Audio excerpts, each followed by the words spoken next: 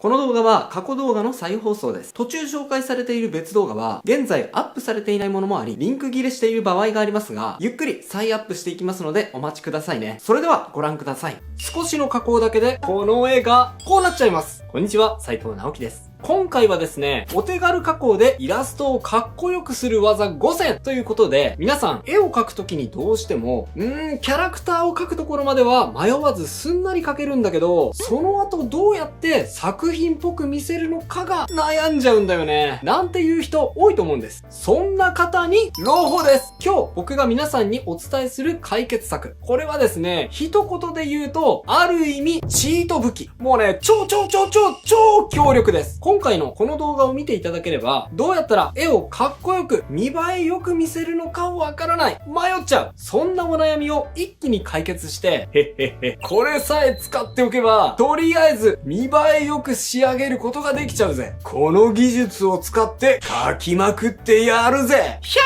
ハー！そんな風にお手軽に迷わず作品をどんどん見栄えよく仕上げるための加工を知っていただけると思います。しかも5つもぜひ最後までお付き合いください。それでは早速行ってみましょう。モノトーンプラス赤背景。はい。まずね、一番お手軽で効果の高い加工として、モノトーンプラス赤背景があります。例えば、こんなイラストですね。どうです？めっちゃかっこいいでしょ？これはですね、もう簡単です。とりあえず、線側描いたんだけど、それだけで力尽きちゃった。背景、考えるのめんどくさいな。なんていう時、正直あるじゃないですか。しかもですね、もうキャラクターすら塗るのめんどくさい。もうめんどくさい覚えがありますよね。そんな時、もう少しの手間でお手軽にそのイラストをウルトラかっこよくできちゃう魔法のテクニック。それがこれです。やり方は簡単です。まず、線画だけのキャラクターイラストをこんな風にグレー一色で塗りましょう。できればですね、固有色、髪の毛や服、目の色などは濃さを違えて濃いめに調整してあげると見栄えが良くなると思います。色はね、もう考えなくても大丈夫。そしたら、ここに背景ドーン！赤を置いちゃいましょう。はい。もうこれだけ。これだけですが、めちゃくちゃかっこよくないですか？なんかこう、ハードボイルドな感じの攻撃的でかっこいいイラストにこれだけでなっちゃったでしょ？よくね、街中で見かけるポスターなどにもこの色合いのビジュアルは使われていることが多いので、よく見てみてください。それとですね、これのいいところは、白と黒のコントラストや赤の入り方をアレンジすることで、いろいろなパターンを作れるってことです。例えばこんな風に、キャラクターのグレー、濃いめの部分がありますよね。そこをこんな感じに黒ベタにしてみましょう。そうすると、ほら、赤と黒のコントラストがさらに際立って、より攻撃的でかっこいいビジュアルになっちゃいました。あとはこの状態で例えば、目を赤くしたり、あとは白目だけを白く浮かせてみたりしても、めちゃくちゃかっこよくなりますよね。さらに背景をこんな風に、白と黒の世界をバキッと割ってみても、メッセージ性が増して、効果的な画面作りができると思います。ね、すごく簡単な加工だったと思うんですが、できた絵はすごく魅力的じゃないですか？これはですね、最初に紹介したんですが、使いどころがめっちゃある超チート武器です。これさえやっとけば、とりあえずどんな絵でもかっこよくなっちゃう反則技なので、ぜひ覚えておいてくださいね。五光線。さて、次に紹介する加工は、これはですね、ちょっと前からめちゃくちゃ流行っている加工ですね。なぜ流行っているのかは、それはすごくお手軽なのに、高級感と、そして反則級のかっこよさ両方を一発で手に入れることができちゃうからです。一瞬で高級感が出ちゃうんですよ。やばくないですか？それが、これです。五光線。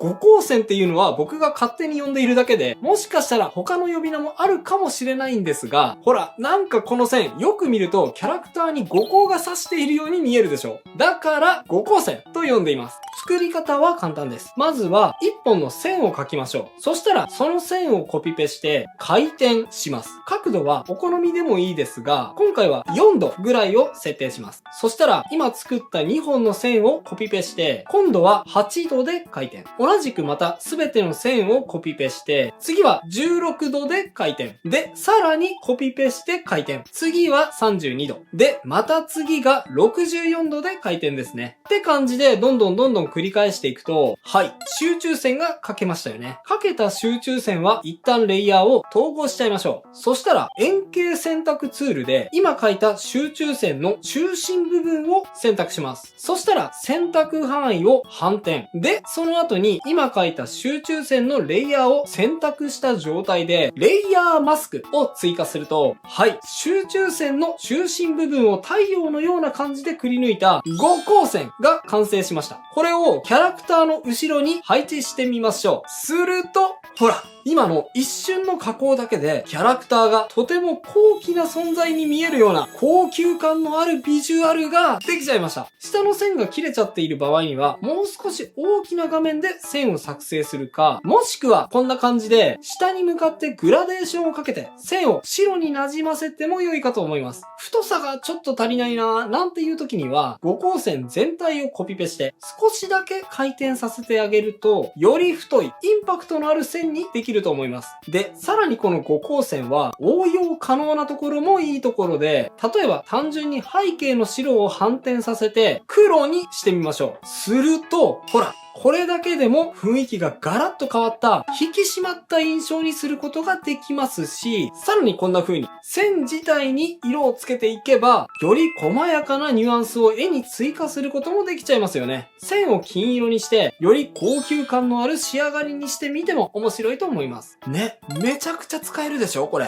カラフルなパーティクルエフェクト。そしたらですね、次は何にでも応用可能な加工方法の紹介です。こちら、カラフルなパーティクルエフェクトですね。どうでしょう？先ほどの作例にちょっと追加しただけなんですけど、シンプルな見た目が一気に華やかになった印象がありますよね。今回はさっき作った画面にパーティクルを乗せていく形で説明していきますね。これはやり方はとてもシンプルですね。どのブラシでもいいので、まずは1本線をピーッと引きます。そしたら、ペンのタッチで丸まった端っことかをこんな風に切り落としてあげましょう。さらにもう一つ描きます。同じように線を引いて、今度は少し切り落とす範囲を大きめにして、細い形にしてみましょうか。で、できたらさらにもう一つ描いていきます。また意識的に形を変えて、今度は小さな粒にしてみましょう。こんな感じで5、6個粒を描いたら、それを全部統合して違う場所にコピペしましょう。で、ただコピペしただけだと、コピーしただけってバレちゃって単調になってしまうので、消しゴムで削って形を変えていきます。これを何度か繰り返していくと、はい、こんな感じ。パーティクルの元が出来上がりました。そしたら今作ったパーティクルの元をレイヤーモード、ハードライトにします。そしたら透明度にロックをかけて、パーティクルをブラシを使ってお好みの色に変えていきましょう。ほらほら。結構これ楽しそうでしょ？やってみたくなりますよね。で、お好みの色に変更したらですね、さらにこのパーティクルを際立たせるために全体をコピーしてフィルターでぼかしを追加してみてもパーティクルがぼやーっと光り輝くような効果を追加できてとてもいいと思います。全体に対して均等に配置するのではなく、ところどころ密集している部分を作ったり、逆にスカスカな部分を作ったりしてリズムを作ってあげることです。大きさに差をつけてあげてもいいと思います。なので、一度出来上がりを確認して、もうちょっとバランスを変えてみようかなと、後で大きさや配置をいじってあげると、さらに見栄えが良くなると思いますので、試してみてくださいね。筆跡加工。次は今までとちょっと毛色が変わった加工方法を紹介していきますね。それがこちら。筆跡の凹凸加工ですね。これすごいでしょ？こんな風に筆跡に沿って画面に凹凸をつけるような効果です。タッチのある絵に追加するとさらに迫力があるイラストにできてすごくかっこいい加工です。最初の設定がちょっとめんどくさいですが、やり方はとっても簡単です。他のソフトでもできるものがあるとは思いますが、僕は Photoshop を使用しているので Photoshop で解説しますね。まず、レイヤーから新規塗りつぶしレイヤー、ベタ塗りレイヤーを選択して、色を白に設定しましょう。作成したベタ塗りレイヤーの右にくっついているレイヤーマスクを黒く塗りつぶします。レイヤーの合成モードは定山に変更しましょう。そしたら、レイヤーウィンドの下の方にある FX というボタン。これね、エフェクツって読むんですけど、エフェクツからベベルとエンボスを選びます。そしたら、上から順番に設定していきましょう。スタイルはベベル、内側。テクニックはジゼルハード。深さは 500% ぐらいに設定してください。光の方向は上。サイズは20ピクセル。ソフト2ピクセルに設定します。角度は90度。高度は30度。ハイライトのモードはスクリーンで、シャドウのモードは焼き込み、リニアです。不透明度は 80% ぐらいです。そしたら左のタブに移って輪郭にもチェックを入れます。範囲は 70% ぐらいで OK です。はい、準備はこれで完了です。さあ、ここからがお楽しみです。黒く塗りつぶされたレイヤーマスクを選択して、ここに白でビーッと線を描いてみましょう。そうすると、ほら、イラストに凹凸がつきました。さらにブラシをテクスチャがついたようなブラシや筆のようなブラシに描いて白を描画してみてください。すると、ほら、ブラシで描いた通りの筆跡が絵に追加されて、まるで本当にデコボコしているような質感が絵に追加されました。これを使って絵に質感を追加していくと、ほら、まるで筆で描き殴ったようなイラストを作ることができちゃいました。荒々しいタッチにしたかったけど、なんか迫力物足りないななんていう時にはとてもおすすめな加工方法ですので、ぜひ試してみてくださいね。2つの世界の組み合わせ。そして最後は、これはもうとっておきです。超お手軽なのに、めちゃくちゃおしゃれで、そして使い方次第では無限大に可能性を広げられる。そんな効果を紹介したくない。紹介したくないんだけど、しちゃいますね。それが、これ。2つの世界の組み合わせ効果です。これ多分ね、すごく時間を使って色を塗ったように見えるじゃないですか。でもこれ、かかった時間、だいたい3分ぐらいです。これはですね、グラデーションマップを利用した効果になります。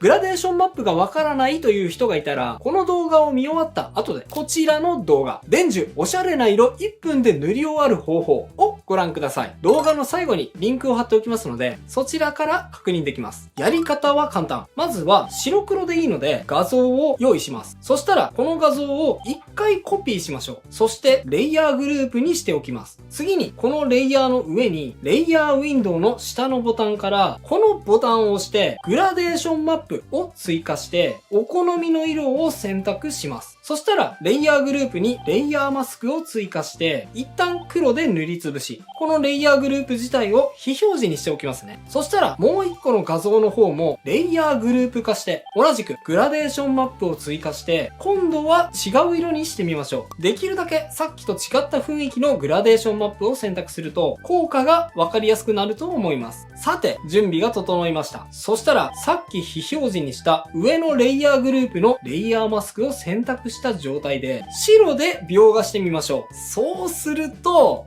ほら、描画した部分のみ上の絵が反映されて、まるでそこだけが違った色で塗られた絵のように変化しました。これを利用して白で描いていく部分をかっこいい形にデザインしていくと、ほら、いかがでしょうか？書き込んでいった時間はものの3分ぐらいなのにもかかわらず、めちゃくちゃ手の込んだような2つの世界が組み合わさったようなイラストになっちゃいました。これやばいでしょ？めちゃくちゃ簡単で、しかも効果は絶大。超かっこいい。ぜひ試してみてくださいね。以上が今回紹介したお手軽なのに超効果的なかっこいい効果5選でした。いかがだったでしょうか？また今回の動画を見て、すごく効果が高いのは分かったんだけど、背景ってやっぱり自分で描きたいんだよね。でも、どういう背景を描いたらいいのか、自分では思いつかないんだよ。簡単に描けて、しかも見栄えがする背景ってないの？って思ったあなた、あるんです。それがこちらの動画。誰でも簡単背景の描き方5選。こちらを見ていただければ、すごく簡単に描ける。でも、圧倒的に見栄えがする背景の描き方を知っていただけると思います。興味がある方は、こちらも合わせてチェックしてみてくださいね。それではまた次回の動画でお会いしましょう。バイバイ。ということで再放送をお届けしました。いかがだったでしょうか？新チャンネルのチャンネル登録と高評価もよろしくお願いします。